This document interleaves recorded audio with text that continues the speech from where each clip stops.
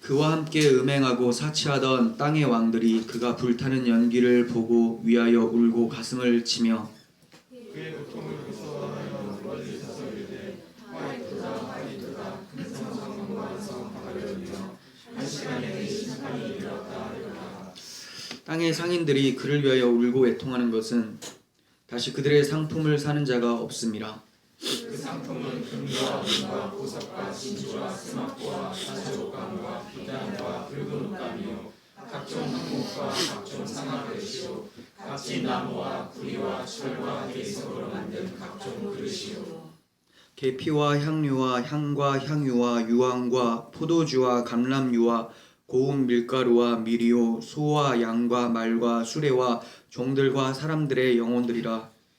바벨론아 내 영혼이 탐하던 바위 내게서 떠났으며 마시는 것들과 빛난 것들이 다 없어졌으니 사람들이 결코 이것들을 다시 보지 못하였다. 바벨론으로 말미암아 치부한 이 상품의 상인들이 그의 고통을 무서워하여 멀리 서서 울고 애통하여 이르되 화이트다 화이트다 큰 성이여 사막옥과 자주옥과 붉은 옷을 입고 금과 보석과 진주로 꾸민 것인데 그러한 부가 한 시간에 망하였도다. 모든 선장과 각처를 다니는 선객들과 선원들과 바다에서 일하는 자들이 멀리 서서 그가 불타는 우리를 보고 외쳐 이르되 이 큰 성과 같은 성이 어디 있느냐 하며 티끌을 자기 머리에 뿌리고 울며 애통하여 외쳐 이르되 화이또다 화이또다 이 큰 성이여 바다에서 배부리는 모든 자들이 너의 보배로운 상품으로 치부하였더니 한 시간에 망하였도다.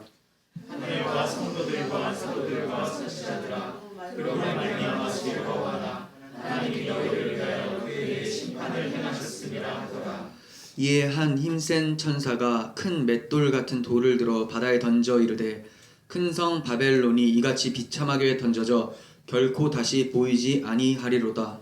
또 검은 옷 한 자와 흉흉한 자와 청소부는 자와 낙발 긁은 자들의 소리가 결코 다시 내 안에서 들리지 아니하고 어떠한 세공업자든지 결코 다시 내 안에서 보이지 아니하고 또 맷돌 소리가 결코 다시 내 안에서 들리지 아니하고 등불빛이 결코 다시 내 안에서 비치지 아니하고 신랑과 신부의 음성이 결코 다시 내 안에서 들리지 아니하리로다.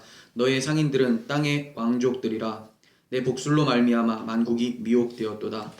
선지자들과 성도들과 및 땅 위에서 죽임을 당한 모든 자의 피가 그 성 중에서 발견되었느니라 하더라. 아멘. 우린 살아가면서 많은 근심과 걱정, 또 애통함, 그리고 어떨 때는 즐거움, 기쁨을 느끼게 마련입니다. 우리들이 울고 웃는 것이 무엇인가, 내가 무엇 때문에 기쁘고 무엇 때문에 슬픈 것인가를 좀 생각해 봤으면 좋겠습니다. 한 주 동안도 여러분들이 기쁜 일이 있었을 거고 좀 우울하고 힘든 일이 있었을 줄 아는데 무엇 때문에 기뻤고 무엇 때문에 슬펐는가? 저는 우리들의 그 울고 웃는 이유가 오직 하나님이었으면 좋겠습니다. 오늘 본문은 우는 자들과 웃는 자들의 대조가 나타납니다. 어찌해서 이러한 대조가 나타나는지를 살펴보고 마지막 날에 진정으로 웃을 수 있는 우리들이 되었으면 좋겠습니다. 9절을 보도록 하겠습니다. 그와 함께 음행하고 사치하던 땅의 왕들이 그가 불타는 연기를 보고 위하여 울고 가슴을 치며 그의 고통을 무서워하여 멀리 서서 이르되 화이또다 화이또다 큰 성 견고한 성 바벨론이여 한 시간에 내 심판이 이르렀다 하리로다. 네. 바벨론 멸망으로 인해서 우는 사람들이 나타나기 시작했어요. 본문에서는 두 부류가 나타납니다. 본문의 구조만 먼저 잠깐 살펴드리면 첫 번째는 애통하는 자들 가운데 땅의 왕들이 있었다 이렇게 얘기하고 두 번째는 땅의 상인들이 등장을 해요. 그리고 반대로 웃는 자들이 또 등장을 해요. 성도들입니다.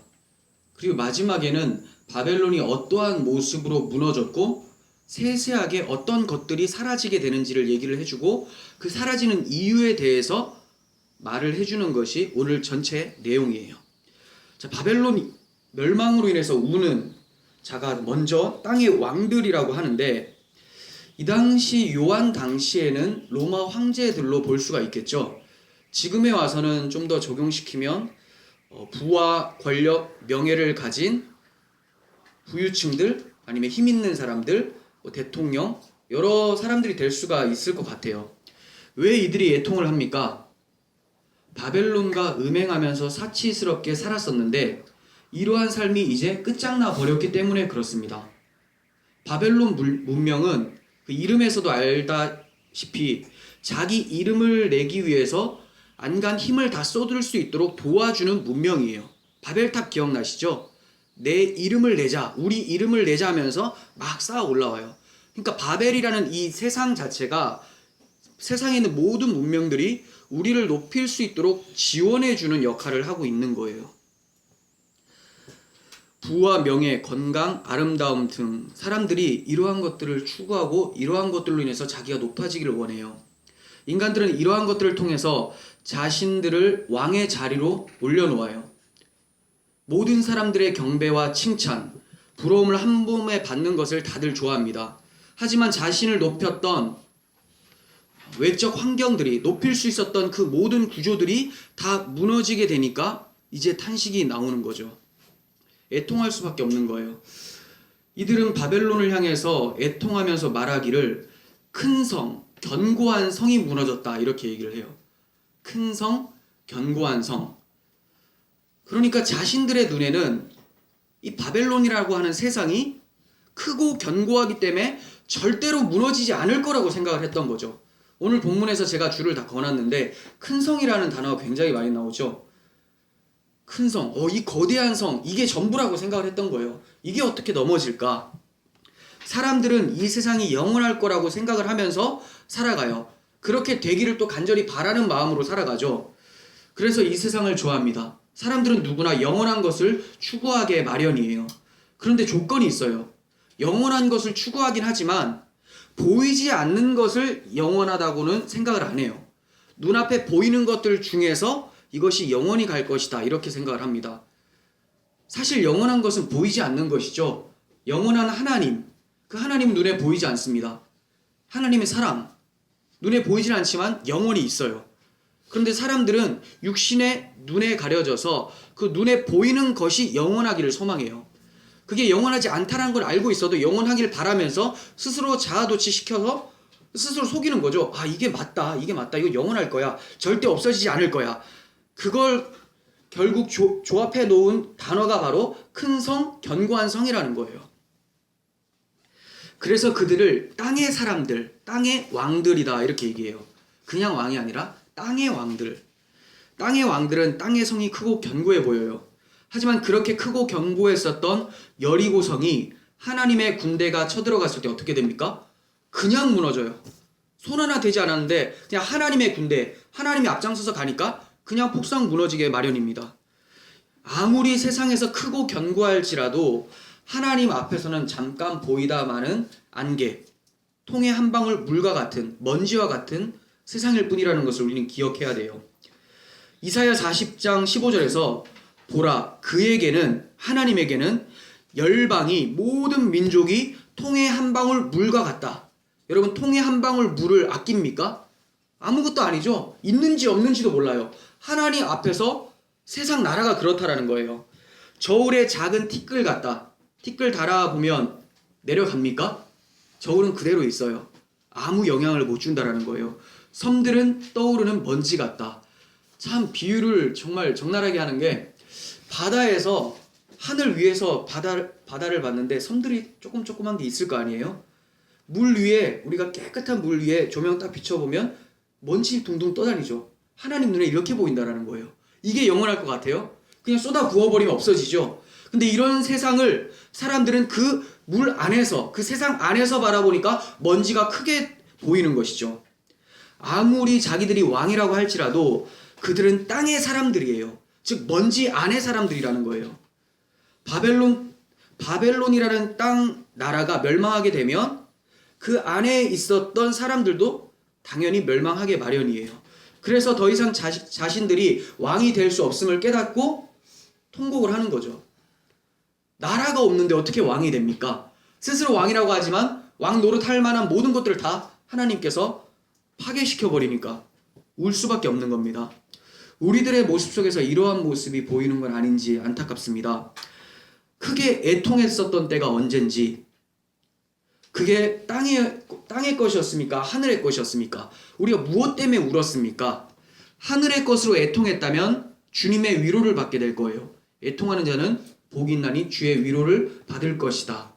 하지만 땅의 것으로 애통했다면 우리의 마음이 땅에 있었다라는 거고, 보물이 있는 곳에 마음이 있다고 했는데, 그러면 우리는 땅을 섬기는 자, 즉 땅의 재물을 섬기는 자로서 만몬신, 하나님이 아니라 만몬신을 섬기는 우상숭배자로 전락될 수밖에 없는 거예요. 그냥 내가 한번 슬퍼했었던 것 자체가 이렇게까지 연결이 된다는 거죠. 내가 왜 슬퍼했나? 곰곰이 따지고 보면 하나님이 아니라 세상의 것들이 나의 신이 되었기 때문에 내가 슬퍼할 수 있게 된 것이죠. 마태복음 6장 19절부터 보겠습니다. 너희를 위하여 보물을 땅에 쌓아두지 말라. 거기는 좀과 동록이 해하며 도둑이 구멍을 뚫고 도둑질하느니라. 오직 너희를 위하여 보물을 하늘에 쌓아두라. 거기는 좀이나 동록이 해하지 못하며 도둑이 구멍을 뚫지 못하고 도둑질도 못하느니라. 내 보물이 있는 그곳에 내 마음도 있느니라. 한 사람이 두 주인을 섬기지 못할 것이니, 무슨 말입니까? 두 주인이라는 것은 땅의 주인과 하늘의 주인이 따로 있다라는 거예요. 혹 이를 미워하고 저를 사랑하거니와 혹 이를 중히 여기고 저를 경히 여김이라. 너희가 하나님과 재물을 겸하여 섬기지 못하느니라. 네, 땅에 마음 둔 것. 땅은 자본주의로 돌아가죠. 돈. 이것이 신이 되어버렸어요. 근데 결국은 돈이 신이 아니라 자기 욕망이 신이죠. 그래서 이걸 따라가는 거죠. 하늘의 마음을 둔 자는 땅의 것을 경히 여기고, 땅의 마음을 둔 자는 하늘의 것을 경히 여긴다고 얘기를 합니다. 24절에서 중히 여기다라는 단어가 있는데, 안테코마이라는 단어예요. 안테코마이. 꼭 붙잡다, 주장하다예요. 그리고 경히 여기다라는 단어는 카타프로네오라는 단어인데, 얕보다 경멸하다예요. 그러니까 땅의 것을 경멸하고 얕보고 있다면 그것이 사라진다고 해도 애통하지 않겠죠. 근데 그것 때문에 애통하고 있다면 무엇을 경멸하게 되는 거예요? 하늘의 것을 경멸하게 되는 거죠. 하늘에는 그리스도께서 계시죠. 그 그리스도를 미워하는 거예요. 그냥 가볍게 여긴다 정도가 아니라, 그리스도 있어도 좋고 없어도 좋다 이 정도가 아니라, 사람들이 얕보다라는 것은 사람들이 싫어하는 것이거든요. 다들 그렇게 되기는 싫다 이거예요. 그러니까 그리스도를 봤을 때, 하늘을 봤을 때 저렇게 되기는 싫다 이런 거죠.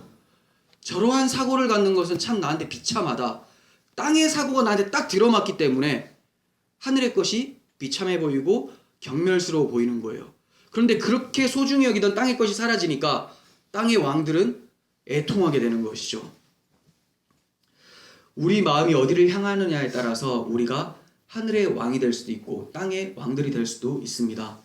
바울은 우리의 마음을 위로 향하게 하라고 말씀하고 있어요. 골로새서 3장 1절. 그러므로 너희가 그리스도와 함께 다시 살리심을 받았으면 위의 것을 찾으라. 거기는, 위에는 그리스도께서 하나님 우편에 앉아 계시느니라. 위에 왜 찾으라고 하죠? 그리스도가 거기에 있어요.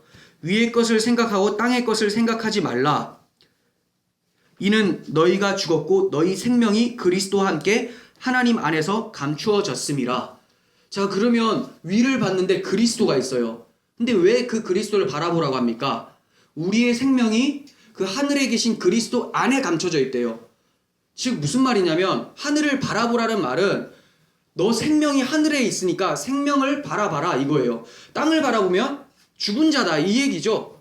우리 생명이 하늘에 있으니까 하늘에 초점을 둬야 되는데 땅의 왕들은 자기 생명이 땅에 있는 줄 알아요. 그러다 보니까 어떻게 됩니까? 주님 진노하신 날에 바벨론이 멸망당하고 자기들도 애통하게 되는 거죠. 4절. 땅에 있는 지체를 죽이라. 자, 죽이래요. 이걸 추구하라가 아니라, 권장하라가 아니라 죽이라고 합니다. 음란과 부정과 사욕과 악한 정욕과 탐심이니, 탐심은 우상숭배니라. 결국 이 모든 것들이 탐심, 욕망을 채우기 위한 것으로 다 나타나는 거죠. 탐심. 그래서 우상숭배라는 말은 네 배가 너의 신이다. 내 배가 나의 신이 된 거예요. 자기 섬김. 이것들로 말미암아 하나님의 진노가 임하느니라. 땅의 왕들 말고 또 애통하는 부류들이 나와요.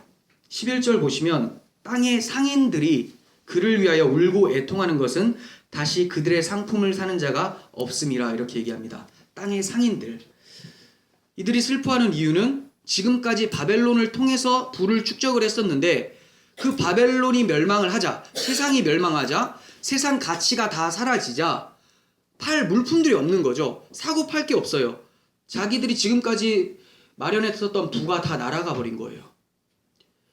이들은 왕은 아닙니다. 하지만 왕이 되기 위해서 엄청 노력하는 부류예요. 왕과 같은 모습을 하고자 계속 달려드는 사람들이죠. 타락한 아담의 후손들에게 모두 나타나는 모습입니다. 이들에게 신분 상승을 위해서 가장 필요한 게 바로 돈입니다. 아까 말했듯이 재물과 하나님을 겸하여 섬기지 못한다고 할 때 이들은 하나님을 경멸하고 돈을 중하게 여기고 꼭 붙들고 있다, 주장하다라고 했죠. 이걸 하고 있는 자들이에요. 이 세상은 자본주의로 돌아가고 있어요. 돈이 있고 없고로 인해서 행복이냐 불행이냐를 결정하는 시대를 살아가고 있습니다. 그런데 이 돈이 바벨론과 함께 멸망해버리고 다 날아가 버리는 거죠. 돈이 바로 자기 과시에 필수적이기 때문에 어떻게든 돈을 모으려고 합니다. 그렇게 하기에 가장 좋은 수단이 예나 지금이나 무역이에요. 무역. 우리나라 같이 이 재원이 좀 부족하고 땅에서 나는 것들이 부족할 때는 주로 무역으로 인해서 돈을 많이 벌죠. 그래서 해외 무역을 굉장히 강조하고 그러는데 이들이 어떤 것을 사고 팔았는지를 한번 보겠습니다. 12절과 13절 아까 읽어봤으니까 따로 보지는 않겠는데 굉장히 사치한 것들이죠. 사치스러운 것. 얼핏 보면 의복이 있고 식료품들이 있으니까 이거 필수적인 것이 아닌가 생각이 되지만 일반적인 것들이 아니에요. 고운 밀가루라고 하고 진주, 세마포 다 비싼 옷들을 얘기를 하는 거예요. 필수적인 것을 넘어서 사치스러움, 자기를 치장해서 이것을 가지고 있으면 내가 더 높은 사람이라고 생각을 하고 있는 거죠. 이게 바로 땅의 상인들의 사고예요. 여러분들 이런 사고를 가지고 있으면 땅의 상인들이고 세상이 멸망될 때 함께 울 것입니다. 거래 품목이 뭐냐를 따지기 위해서 지금 본문 말씀을 기록해주고 있는 것이 아니라 사람들의 사치스러움이 극도에 달한다는 것을 보여주기 위해서 이렇게 말씀을 적고 있는 거예요. 이들의 모습은 쾌락 사랑하기를 하나님을 사랑하는 것보다 더하도다라고 했었던 사도 바울의 말을 생각하게 만듭니다. 그리고 품목들 중에서 눈에 띄는 것이 있는데 마지막에 종과 사람들의 영혼이라 이렇게 얘기해요. 사람들의 영혼이라. 이거는 노예시장을 얘기를 해요. 노예시장. 그리고 자기 자신이라는 우상에 빠지도록 음행하는 미혹, 영혼이 세상에 완전 팔려버리는 그런 걸 얘기하죠.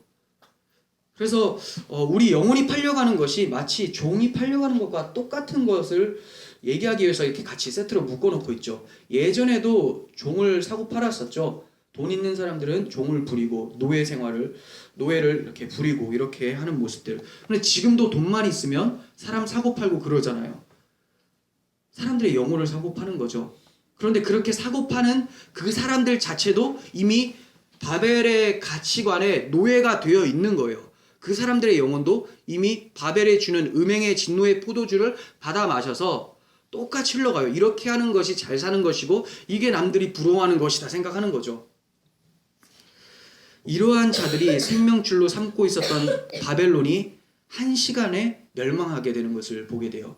이건 60분을 얘기하는 게 아니에요. 한순간 후련히 갑자기 사라진다는 거예요. 어느 때일지 모릅니다. 우리는 이 세상이 언제 사라질지를 모릅니다. 그러니까 우리는 준비해야 돼요. 무엇을 준비합니까? 부를 축적합니까? 아니죠. 사라지게 오실 그 주님을 맞이할 준비를 해야 되는 거죠. 주님을 진노의 심판자로 맞이할 것인가? 사랑하는 남편이 나를 향해 두 팔 벌리고 있는 그 주님으로 맞이할 것인가? 우리가 지금 무슨 옷을 입고 있느냐에 따라 달라요. 땅의 왕들의 옷, 땅의 상인들의 옷을 입고 있느냐? 아니면 그리스도께서 주신 옷을 입고 있느냐? 그러니까 우리의 모든 생각들과 집중되어야 될 것은 뭐냐면 내가 주님의 옷을 입고 있는가 이거예요. 주님의 옷을 입었다면 주님께서 하셨던 행동처럼 하게 돼요. 저도 정장을 입을 때나 추리닝을 입을 때나 완전히 다릅니다, 모습이.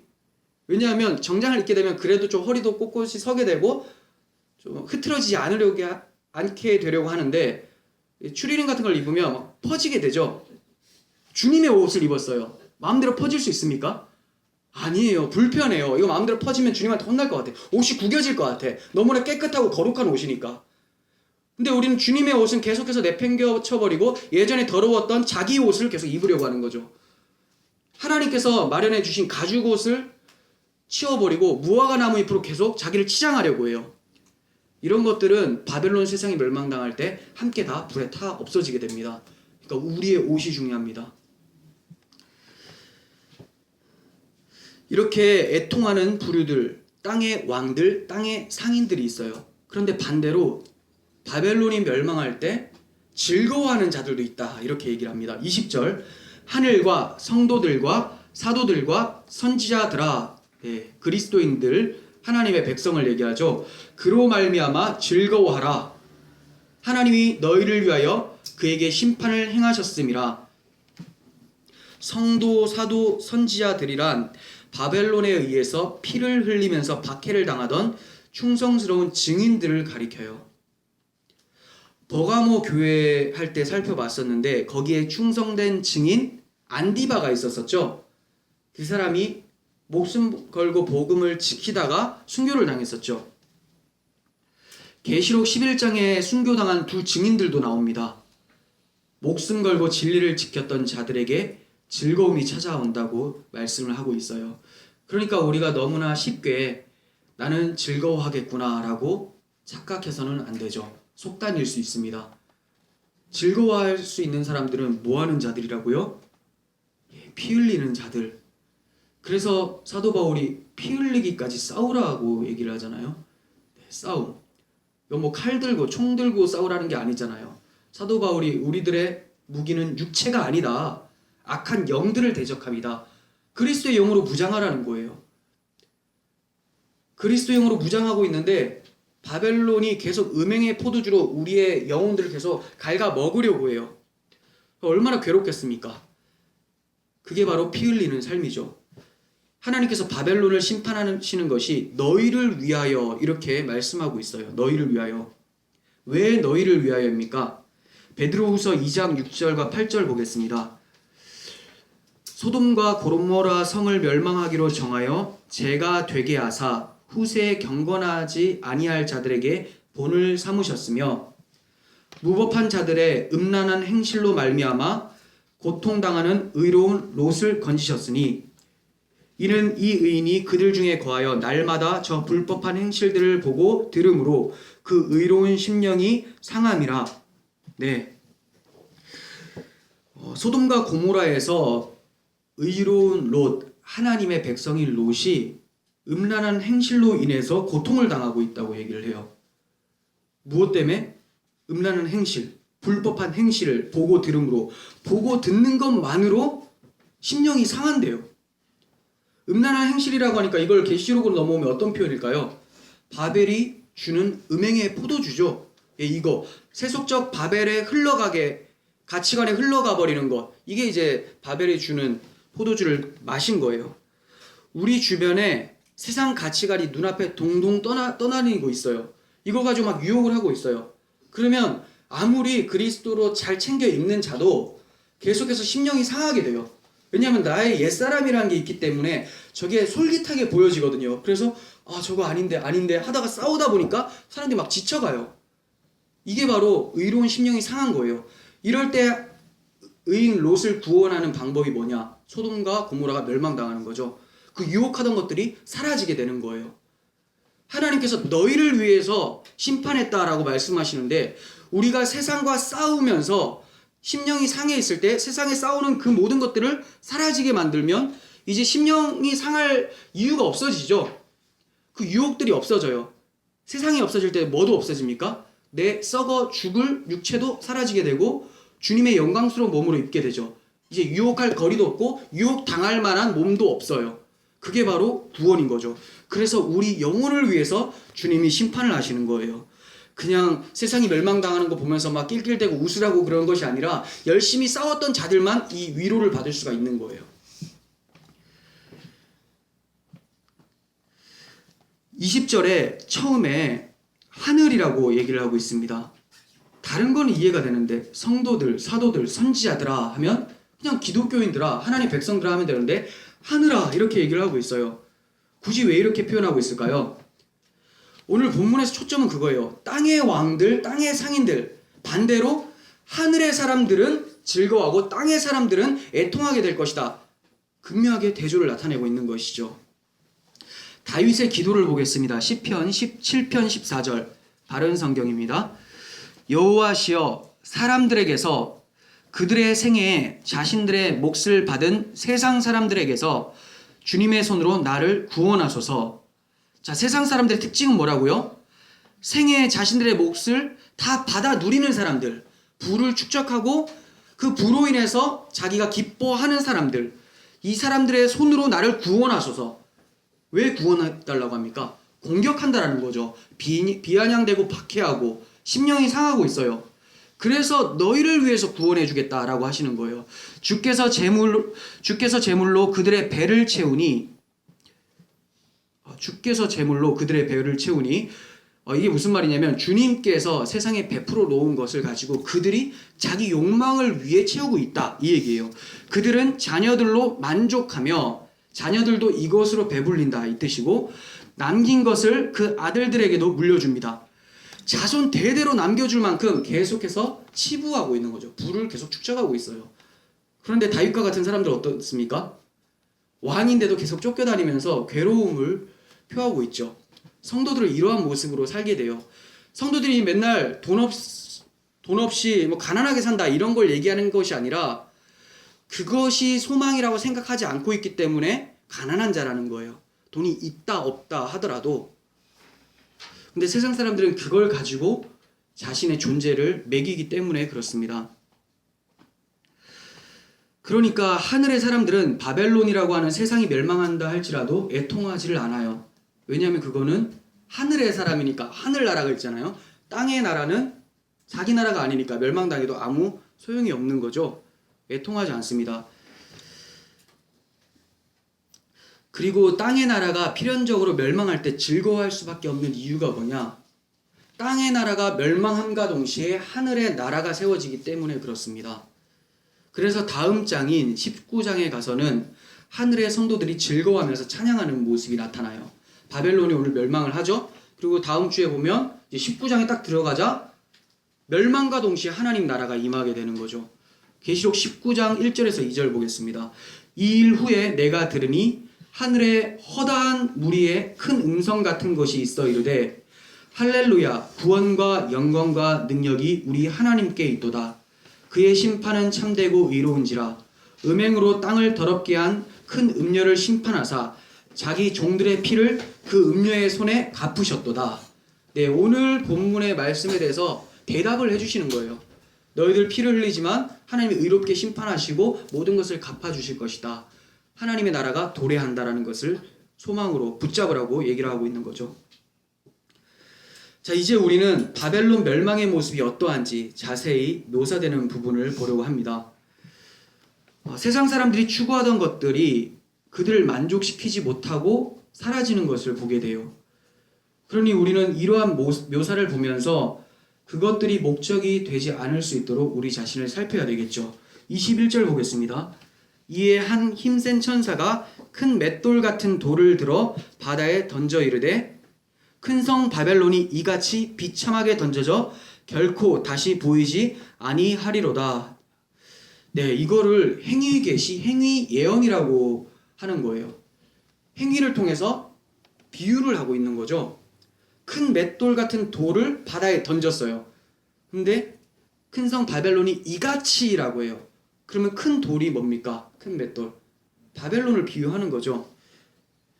큰 맷돌이 바다에 던져지면 깊숙이 박히게 되겠죠. 다시는 물 밖으로 떠오를 수가 없습니다. 아무리 자신이 크고 멋진 돌이라 할지라도 세상에서 그렇게 멋지고 크고 강했기 때문에 더 가라앉게 되는 거예요. 그냥 물 안으로 들어가서 나올 생각을 안 합니다.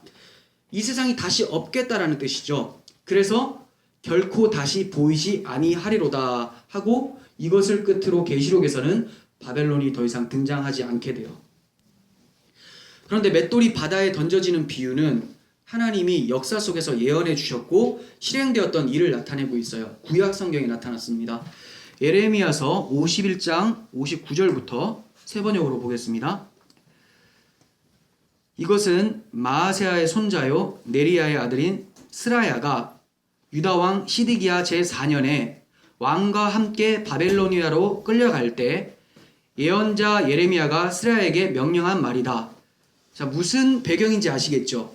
바벨론 포로로 끌려갈 때 예레미야가 스라야 손에 책을 안겨주면서 얘기를 해주는 상황이에요. 스라야는 왕의 수석 보좌관이었다. 예레미야는 바벨로니아에 내릴 모든 재앙, 곧 바벨로니아를 두고 선포한 이 모든 말씀을 한 권의 책으로 기록하였다. 그리고 예레미야가 스라야에게 말했다. 수석 보좌관께서 바벨론 도성으로 가거든 이 말씀을 반드시 다 읽고 주님께서 친히 이곳을 두고 말씀하시기를 이곳에서 아무것도 살 수 없도록 멸망시켜서 사람도 짐승도 살 수 없는 영원한 폐허로 만들겠다고 하셨습니다 하고 기도하십시오. 네, 가거든 기도하라는 거예요. 하나님 말씀대로 기도하라는 거예요. 수석 보좌관께서 이 책을 다 읽은 다음에는 책에 돌을 하나 매달아서 유프라테스 강물에 던지십시오. 오늘 본문이 생각나죠? 그런 다음에 주님께서 이곳에 내리는 재앙 때문에 바벨로니아도 이렇게 가라앉아 다시는 떠오르지 못하고 쇠퇴할 것이다 하고 말하십시오. 예, 선포하라는 거죠. 오늘 계시록의 선포와 동일한 거예요. 비록 바벨론으로 끌려가고 있는 상황이지만 하나님께서 자기 백성들에게 약속을 해주시고 계세요. 그래서 너희를 위해서 심판하신다고 한 것처럼 바벨론으로 끌려가지만 이게 끝이 아니다. 바벨론 뭐였어요? 하나님 백성이 말을 안 들으니까 회초리였어요. 회초리. 근데 이제 다 때리고 나서 정신 차렸으면 어떻게 됩니까? 회초리 버려야 되죠. 네, 이제 버리겠다. 반드시 버리겠다. 이렇게 얘기해 주시고 있는 거예요. 그 약속이 책에 적혀 있다는 거예요. 그러니까 책과 돌 한 묶음이 딱 되었죠. 그 말은 약속대로 바벨론이 하나님의 심판을 당하게 돼서 결코 다시 있지 않게 될 것을 얘기를 하고 있는 거예요. 하나님 말씀과 돌이 딱 붙어서 바다에 던져지는 거죠. 약속대로 멸망하게 된다. 역사 속에서 정말로 바벨론은 멸망을 당하게 됐어요. 하나님은 항상 구약의 이스라엘 민족과 이방 나라를 통해서 온 세상의 역사를 말씀해 오셨어요.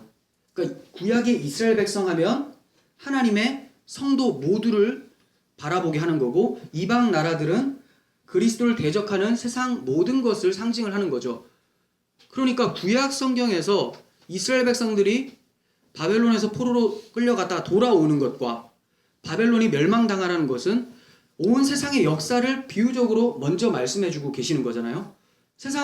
역사 속에서 진짜 그런 일이 일어났어요. 바벨론이 멸망됐어요. 그렇다면 온 세상도 반드시 멸망이 된다는 거죠. 하나님 항상 먼저 보여주세요. 역사 속에서 미리 보여주고 종말을 알리고 계시는 거죠. 그러니까 우리는 이게 그렇게 될까? 이렇게 생각하시면 안 돼요.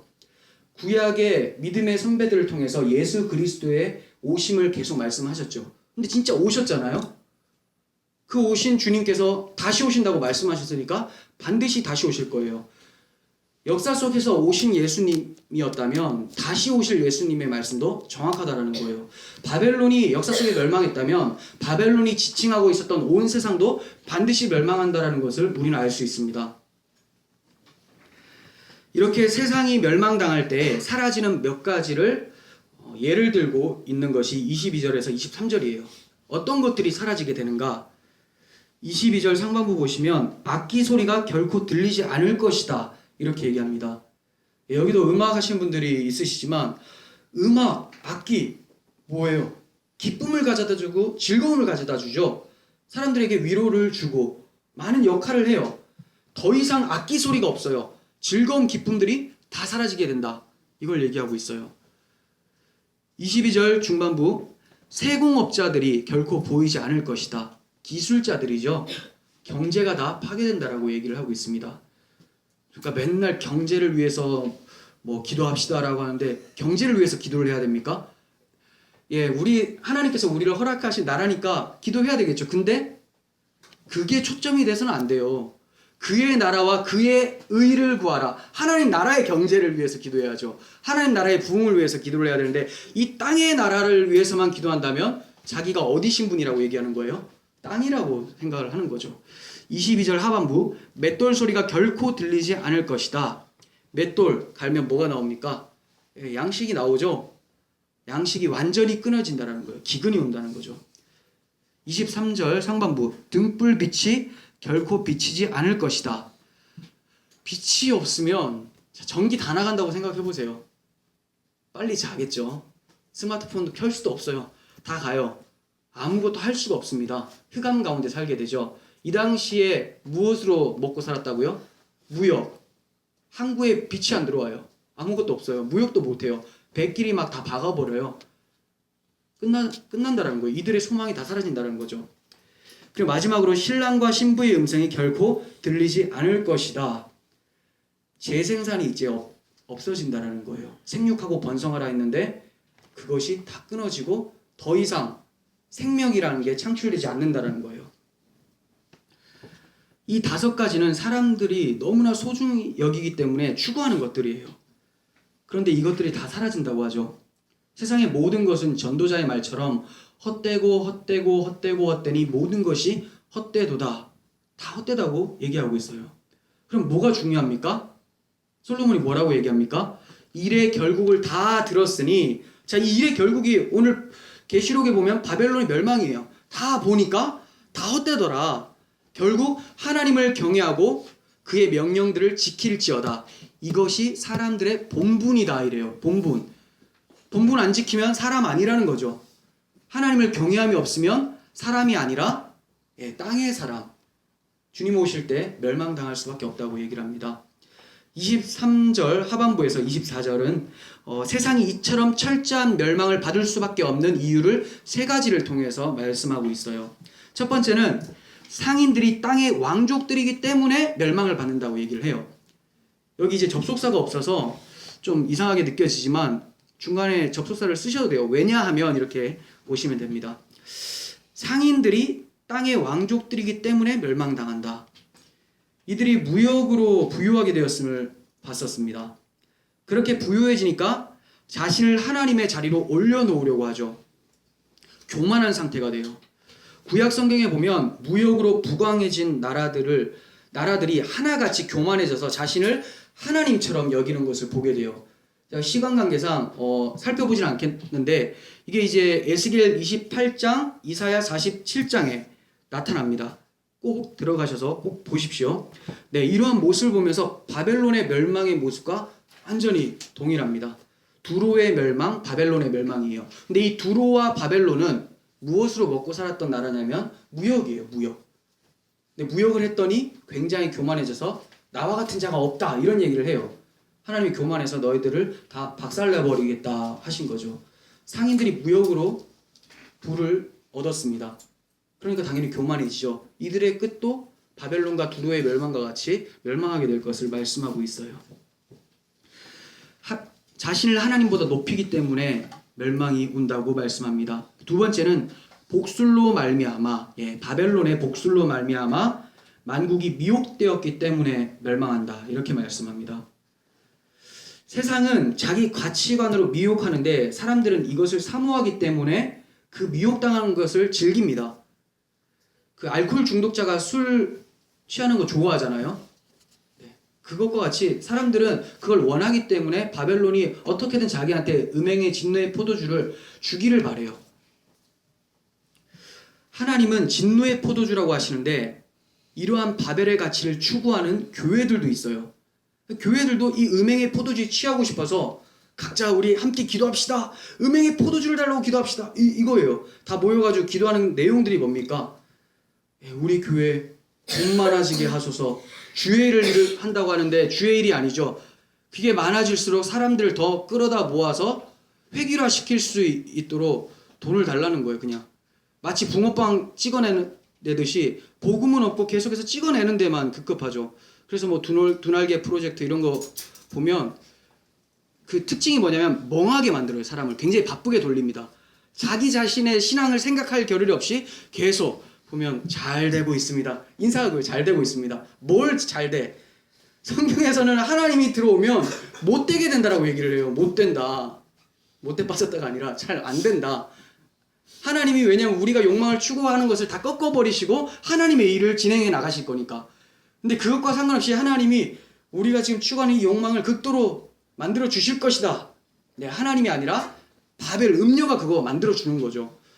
하나님의 이름이라고 그대로 부르면서 원래 대상은 음녀 바벨론에게 숭배하고 있는 거예요. 그러니까 얼마나 답답합니까? 교회가 그렇게 흘러가고 있으니까, 다는 아닙니다. 많은 교회가 그렇게 흘러가고 있으니까 하나님께서 더 이상 교회에게 소망을 두고 있는데, 교회가 등불이잖아요. 그 등불이 꺼져버리니까 이제 때가 찼다가 되는 거예요. 당연한 겁니다. 뭐 교회를 다시 한번 이렇게 세웁시다 하는 그 구호도 좋지만 아무리 이렇게 세워도 계속 이렇게는 흘러갈 거예요. 결국 그러다가 주님 오시게 되는 거죠. 우리 교회 등불이 안 꺼지기를 우리가 간절히 기도했으면 좋겠습니다. 그리고 마지막으로 성도들의 피를 흘렸기 때문에 멸망하는 거라고 얘기를 합니다. 왜 피를 흘렸죠? 그들이 복음 때문에, 그리스도 때문에 피를 흘린 거예요. 그러니까 이들의 피는 더 이상 자기들의 피가 아니라 주님과 함께 십자가에 못 박히고 부활했기 때문에 주님의 피라는 거예요. 교회를 박해 하는 것은 주님을 박해 하는 거죠. 주님은 우리 개개인의 그 안갚음을 해주시는 분이 아니라 그리스도를 대적했었던 것에 대해서 보응하시는 분이라는 거예요. 하나님의 공의로움에 흠집을 내려고 했었던 자들에게 공의로운 심판이 떨어진다는 거죠. 2부 순서에 전도서를 공부하고 있습니다. 세상의 모든 부귀 영화를 누려본 솔로몬이 하나님을 떠난 상태에 이 모든 것이 헛되다라는 것을 깨닫고 사람의 본분이 무엇인지를 얘기를 해주고 있어요. 그게 전도서의 내용이죠. 우리가 아직까지 헛된 바벨을 크고 견고하다고 생각하고 있거나 그 바벨이 멸망당했을 때 애통할 것 같으면 솔로몬의 충고를 들어야 돼요. 사람의 본분은 하나님을 경외하는 것이다. 주를 바라봐라. 그럴 때 바벨론은 한순간에 멸망되어지는 모래성에 지나지 않다라는 것을 깨닫게 되고, 그 모래성이 무너질 때 애통함이 아니라 즐거워하면서 하나님 나라를 맞이하게 된다는 겁니다. 그 순간이 성도들에게는 영원한 하나님의 나라가 주어지는 구원의 날인 거예요. 우리 모두에게 주님만으로 울고 웃을 수 있는 하늘의 보물이신 그리스도를 꼭 붙잡고 나아갈 수 있는 하나님의 은혜가 있기를 간절히 소원합니다. 기도하겠습니다. 하나님 아버지, 세상 나라는 하나님 앞에서 한 통의 물과 같습니다. 한 방울 물과 같이 너무나 부족하고 먼지와 같이 하나님이 불면 사라질 것들인데, 우리가 그것을 크고 견고한 성이라고 생각하고 있었다면 우리의 생각들을 바꾸어 주시고 우리가 땅의 왕, 땅의 상인들과 같이 하나님 앞에서 진노의 자식이 되지 않을 수 있도록 도와주시옵소서. 우리의 생각들이 너무나 바벨을 기뻐하고 큰 성, 견고한 성이라고 따라가고 있다면 하나님 다시 한번 말씀해 주셔서 거기서 나오라는 주님의 음성을 듣고 빠져나올 수 있도록 도와주시옵소서. 주께서 함께하여 주실 줄 믿습니다. 예수님의 이름으로 기도합니다. 아멘.